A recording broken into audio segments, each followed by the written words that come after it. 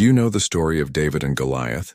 You might think you do, but what if there's more to this epic showdown than the Bible explicitly reveals? Picture this. In the rugged valley of Elah, a young shepherd faced a towering warrior and rewrote history with a single stone. In this video, we'll uncover surprising details about this battle and explore the timeless lessons it holds for us today. Let's set the stage. The Philistines and Israelites were locked in a bitter conflict. Two rival nations with deep political and cultural tensions. The Philistines, a seafaring people from the coastal plains, were technologically advanced, wielding iron weapons that gave them an edge over the bronze-armed Israelites.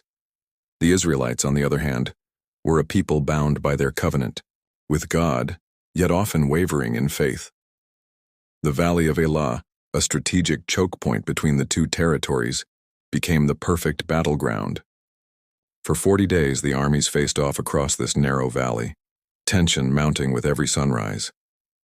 Enter Goliath, the Philistine champion. Nearly 10 feet tall, he wasn't just a giant in stature, but a walking fortress. His armor, bronze helmet, scale mail weighing over 125 pounds, greaves, and a massive spear with an iron tip made him a terrifying sight. Each day he strode forward, his voice booming across the valley as he taunted the Israelites. "Choose a man and let him fight me. If he wins, we'll serve you, but if I win, you'll be our slaves." The psychological toll was crushing. King Saul, Israel's first king, and his army shrank back in fear, paralyzed by the giant's threats. Now, shift the scene to David. He wasn't even on the battlefield at first. The youngest of 8 sons, David was a shepherd, anointed years earlier by the prophet Samuel as God's chosen king, though no one took him seriously yet. Back home in Bethlehem, he guarded his flock with a sling and staff, facing down lions and bears to protect the sheep. That rugged life shaped him, honing his skill, building his courage, and deepening his trust in God. One day his father Jesse sent him to the valley of Elah with bread and grain for his soldier brothers. That's when David heard Goliath's taunts, and something inside him snapped. Who is this uncircumcised Philistine that he should defy the armies of the living God? David volunteered to fight, but Saul scoffed. "You're just a boy." Still desperate for a solution, Saul offered his own armor, a heavy tunic, a sword, a helmet. David tried it on, took a few steps, and shook his head. "I can't fight in this. I'm not used to it." Instead, he knelt by a stream, picked 5 smooth stones, and gripped his sling. Why 5 stones? The Bible doesn't say, but some scholars suggest he was ready for Goliath's 4 brothers, giants mentioned later in Scripture. David wasn't just brave, he was prepared. The showdown was electric.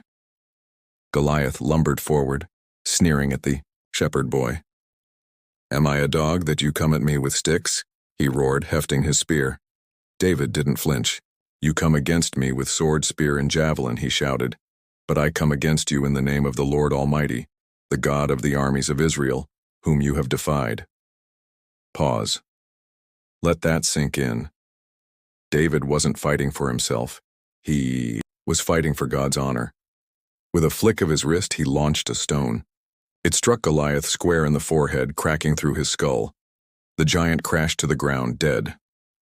The Philistine army, stunned and leaderless, turned and fled, with the Israelites in hot pursuit. Victory was theirs. But there's more, beneath the surface. Was Goliath a descendant of the Anakim, an ancient race of giants from Canaan?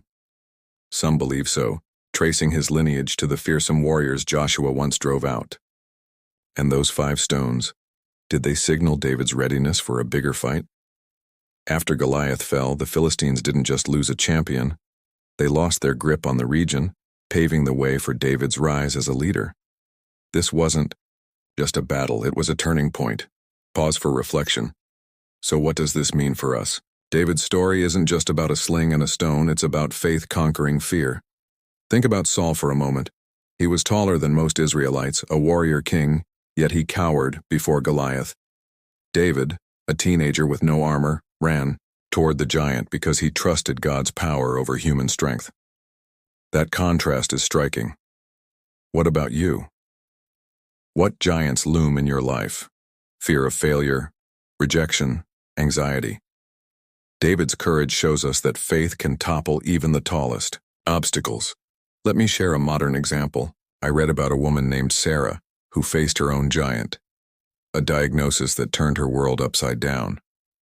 Doctors gave her little hope, but she leaned on her faith, prayed boldly, and fought through treatment with a strength she didn't know she had. Today she's cancer-free, inspiring others with her story. Like David, she didn't rely on what the world offered. She trusted in something greater. Pause. David's life as a shepherd prepared him for this moment. Protecting sheep taught him to face danger head-on, to depend on God when the odds were stacked against him. We might feel unprepared for our battles, but God uses what we have, our 5 stones, to win the day. Maybe your stones are persistence, prayer, or a skill you've overlooked. Whatever they are, they're enough when God's behind you. If this story stirs something in you, hit that like button, share it with someone facing their own giant, and subscribe for more. Drop a comment below. What giant are you staring down today? How does David's faith inspire you to fight? Pause. Think about it. No giant is too big when you've got faith and courage on your side. With God, you can win, just like David did.